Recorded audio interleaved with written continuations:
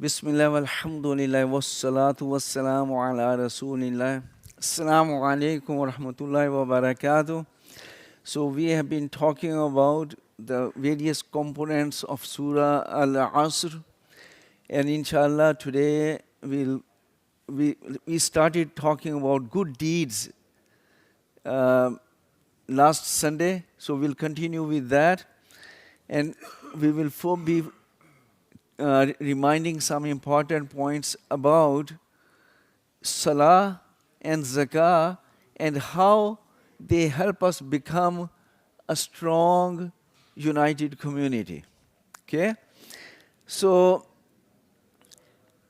the point I mentioned is that these are called arkan of Islam, or in other words, pillars of Islam.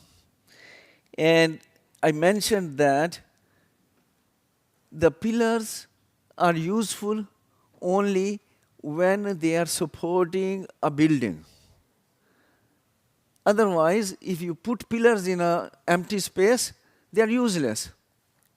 On the other hand, if you want to have a strong building, you cannot have without pillars. So, we need to keep remembering that our salah, our zakah, our hajj, our zakah, they are not an end in themselves. They are means to help us achieve certain objectives, individual objectives as well as collective objectives. Objectives as a community, as an ummah. On the other hand, some people think that if we achieve the objectives, then pillars don't matter. Both attitudes are not right. We need pillars. Without pillars, we cannot have the building, we cannot achieve our objectives, and pillars are not an objective in themselves, rather they are means to the objective. So both of these aspects should be kept in mind, and that's why I had an example that the pillars are useful only when a structure is built around them. That's one way of looking at the pillars of Islam. Another way of looking at these pillars is in taking a systems approach. As I mentioned, that everything we use around ourselves, like this laptop, the cars which we came from, whatever products we use nowadays, they are systems. So what's the important quality of a system? Because it's made up of lot of parts, and those parts are organized in a certain manner, means they are assembled in a certain manner, and that's how they function. But the function is to achieve some objectives. If we consider the example of car, why do we have cars? Because we want to reach to our destination, from point A to our destination. So the purpose is reaching the destination. Then along with that, we have rules we need to follow. If we want to go safely from point A to point B, then we need to follow the rules. We have to have a driving license, we need to follow stop at red light, we need to when we are turning, we need to give an indicator, etc., etc. There are rules we need to follow. And we also need to maintain the cars, otherwise if they are not maintained well, they may not function properly. All of these things also apply to our pillars of Islam. So, for example, let's take the example of Salah. What is the objective of Salah mentioned by Allah subhanahu wa ta'ala in the Quran? That Allah subhanahu wa ta'ala mentioned, Aqimis Salata li dhikri. Musa alayhi salam was told that establish Salah for my dhikr. And I mentioned that the dhikr includes both reminder and remembrance. So for example, Holy Quran is dhikr because it reminds us of Allah subhanahu wa ta'ala. So that's remembrance of Allah, and it's also the reminder of the teachings of Allah subhanahu wa ta'ala. So, and Allah subhanahu wa ta'ala told that inna salata tanha anil fahsha'i wal munkar wala dhikrullahi akbar.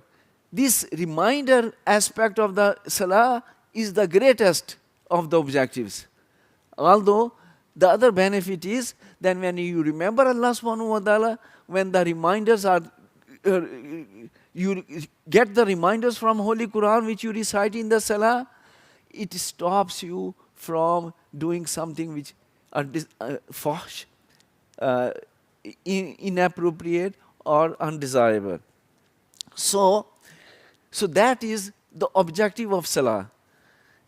So we will continue with, I just wanted to explain that how a system's approach to the pillars of Islam should also be understood in proper manner. So salah is so important that more than 80 times it has been commanded in Holy Quran. And in those 80 times, 45 times is about iqama of salah. That establish salah, not offer salah, not do worship Allah subhanahu wa ta'ala, no. Establish salah, establish the worship for Allah subhanahu wa ta'ala. So what is establish? Like for example, the verse which I quoted earlier, that Musa alayhi salam was told, Innani anallahu la ilaha illa ana fa'budni wa aqimis salata li dhikri. Indeed, I am Allah. There is no deity except me. So practice my worship and slavery and establish salah for my remembrance and reminder. So aqimis salah, establishing salah. And so first aspect is that how salah helps in the dhikr of Allah and the reminder from about Allah's teaching. When we stand up for salah, start with Allahu Akbar, and then we recite Surah Fatiha, and the whole salah is actually that it brings, remember when we were talking about dhikr, we mentioned that the dhikr is actually keeping Allah subhanahu wa ta'ala in your conscious mind. That's remembering Allah subhanahu wa ta'ala, that's dhikr. So salah helps us keeping Allah subhanahu wa ta'ala in our conscious mind, because what happens is every day, like we are supposed to remember Allah subhanahu wa ta'ala throughout our waking hours, every day, all the time. Whatever we are doing, we need to keep Allah subhanahu wa ta'ala in our conscious mind. So that is the dhikr of Allah, general. But 5 times a day, at the time of salah, we stop everything else and we just focus on the remembrance of Allah subhanahu wa ta'ala and the reminders of the teaching of Allah subhanahu wa ta'ala. So, for example, Al-Fatiha is a reminder of accountability to Allah subhanahu wa ta'ala, Maliki Yawmiddin, and the renewal of covenant, Iyyaka na'budu wa iyyaka nasta'een. That's a renewal of a covenant. We have a covenant with Allah subhanahu wa ta'ala as Muslims that, Ya Allah, we are going to obey you unconditionally like a slave. That's Iyyaka na'budu, that we are going to obey you unconditionally, completely in everything we do, just like a slave. The slave is a 24/7, 365 days of a year. He has to obey the master. So we are slaves of Allah subhanahu wa ta'ala doing that, and also when we need help in our life, not physical help as we can ask each other to help us, but the metaphysical help through dua, seeking help through dua, we only will do that because we know only you have the power, ability to listen to our duas and the power and resources to deliver what we ask you for. So we make this covenant with Allah subhanahu wa ta'ala, and even if we don't do any nawafil or any sunnah or anything like that, at least 17 times a day, we renew our covenant with Allah subhanahu wa ta'ala through Surah Fatiha. And then, by reciting the portions of Holy Quran, we remind ourselves of the commands of Allah subhanahu wa ta'ala, where we should, the covenant we have made, that we are going to obey you unconditionally in everything we do, that for that covenant, we remind ourselves of the teachings from Allah subhanahu wa ta'ala. And then we do ruku and sujood, indicating that we are ready to submit to Allah subhanahu wa ta'ala in everything He commands us in all situations. So this is the personal benefit. You know, every command in from Allah subhanahu wa ta'ala and the objectives which Allah subhanahu wa ta'ala has given us has individual component as well as collective component as a community. So individually, this is the benefit of Salah, that we remember Allah subhanahu wa ta'ala, it brings us Allah subhanahu wa ta'ala to our conscious mind, and we remind ourselves, we renew our covenant with Him, and we remind ourselves of the teachings from Allah subhanahu wa ta'ala. So I have mentioned this verse already as well, that mentions about those dhikr. So in summary, we can say that individually the objective of Salah, which we want to achieve through this system of Salah, is tazkiyah. Remember, we mentioned that there are, Allah subhanahu wa ta'ala wants us to practice the deen of Islam for two objectives. Individually, Allah subhanahu wa ta'ala wants us to become the best human beings possible through the process of tazkiyah. And collectively, Allah subhanahu wa ta'ala wants us to establish the deen of Allah subhanahu wa ta'ala in such a manner that it becomes the dominant way of life on this earth. So personally, this is how Salah helps us do our tazkiyah, by remembrance, by renewal of the covenant, reminder of the commands of Allah, and it boosts our battery, charges us our iman, strengthens our iman. So now we talk about that how is Salah established. You know, obviously to establish Salah, there are scholars have given a lot of opinions and a lot of ways the Salah should be established, and that includes that our heart should be in there, that we should have a khushu', that we should have a khudu', we should have this humility in front of Allah subhanahu wa ta'ala. All those qualities, the rules should be followed. Remember, we talked about the rules of the road. What is the rules of the road in terms of the pillars of Islam? That all the fiqh we have been told by Prophet Sallallahu Alaihi Wasallam and the scholars, that those are the rules of the road. So objective is tazkiyah individually, and the rules of the road are the rules of fiqh, that we should have a tahara, our clothes should be also clean and pure, we have tahara, we should have wudu, we should have khushu and khudu, all those kind of things. But most important thing is, you know, if you are doing Salah with a lot of khushu and khudu, lot of times actually you can have more khushu and khudu when you're doing Salah alone. You can put your heart and mind in it, and you can do. And when we are coming to masjid to do in Jama'ah, sometimes it may not be, you may not have, there may be other distraction, and you may not feel that kind of khushu and khudu. But even then, Allah subhanahu wa ta'ala gives us multiple reward for that. Prophet Sallallahu Alaihi Wasallam, according to different hadiths, doing Salah in masjid together brings you 25 times or 27 times or 29 times, depending on which hadith you take. So at least 25 times reward of doing it alone. Why is that? Because Allah subhanahu wa ta'ala wants us to, for us to achieve some collective objectives as well. And what are those collective objectives? For them, Allah subhanahu wa ta'ala wants us to become a jama'ah, a community which is cohesive, which is united, which is works with together, which is works like a sports team. Running sports team functions well under the command of a captain. It wants us to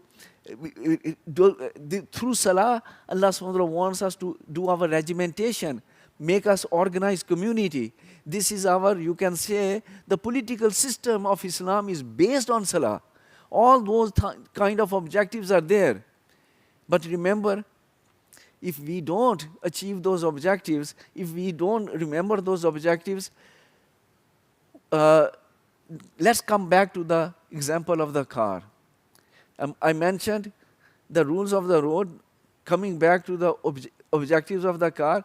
Let's say that somebody drives all day, is going in his car, following the rules perfectly, stopping at the stop sign, following the traffic light rules, following everything which we are told when we give the exam and to get our license. We follow all those rules perfectly, but we don't know where we are going. So we are going this way, that way, wherever road takes us. Will we reach any destination? No.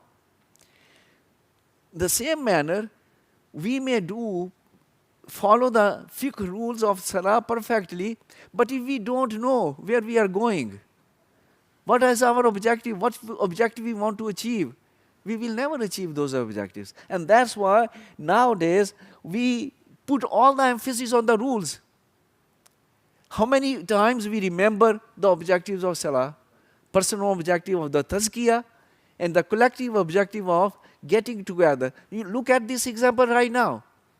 I made the announcement that we want to become united community, so please stay behind. How many people left? Because they have no concept of the objectives. Why Allah subhanahu wa ta'ala wants us to do, why Allah subhanahu wa ta'ala wants to reward us 25 times at least for salah in the masjid, so that we can become a jama'ah, we can become a community, we can become a team, we can become strong together, we can work together under the leadership of the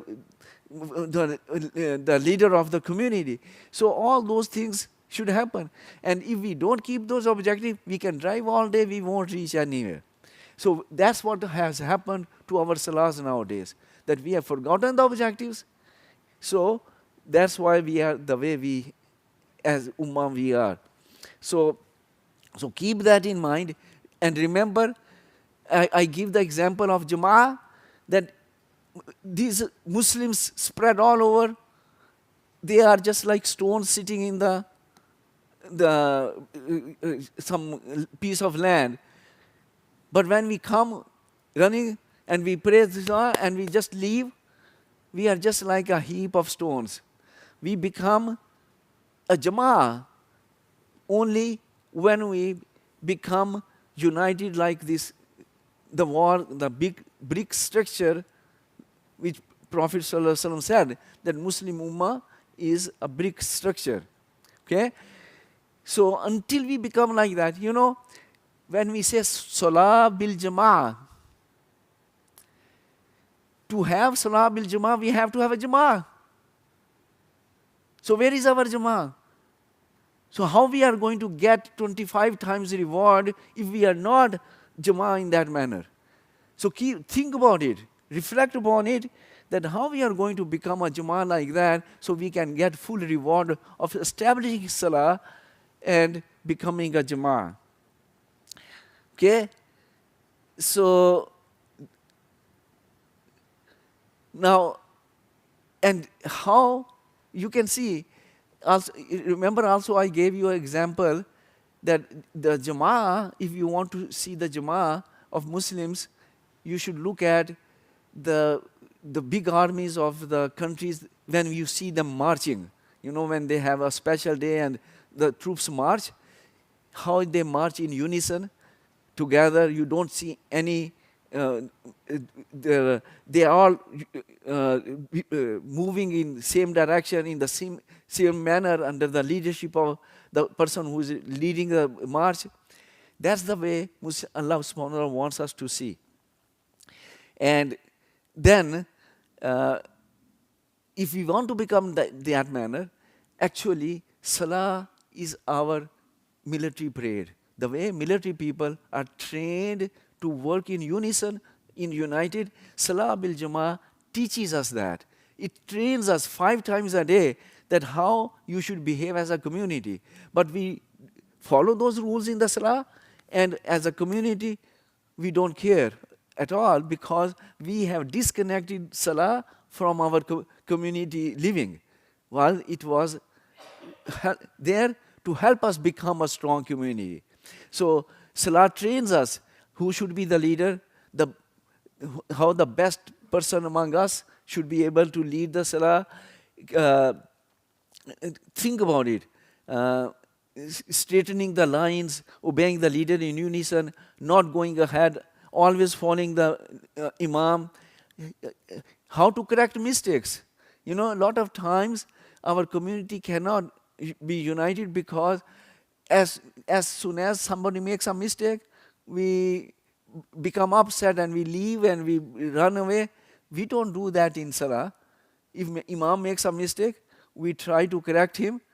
If he doesn't accept, we still continue our Salah until the end, and then we say, okay, this mistake happened.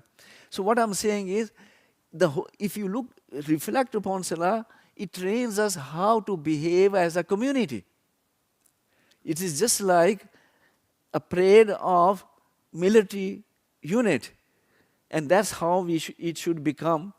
So then, in this manner, the objective of Salah is to unite us, to help us achieve not only the personal tazkiyah, collectively Salah, when we establish as it should be established, then it helps us make the deen of Allah subhanahu wa ta'ala supreme in our society and make it achieve those objectives as well. So I'll stop today here, and just as a summary, so destination is remembrance, obedience, humility, and love of Allah subhanahu wa ta'ala, renewal of covenant, social and political system, that's through Salah. That is the rules of road are fiqh of tahara and Salah, and maintenance is learning more and more surahs so that we can remind ourselves of the teachings of learning du'as. Those are all the maintenance things. And additionally, we should try to recite Holy Quran as beautifully as we can. And nowadays, all the emphasis on how beautifully somebody recites, and we have forgotten everything else. So may Allah subhanahu wa ta'ala help us remember the objectives for which Allah wanted us to worship Allah Himself alone, as well as establish our community in an organized manner through the establishment of Salah. So this is just reminder of Salah, and inshallah next week we will review the objectives of Zakah in the same manner. Any questions or comments?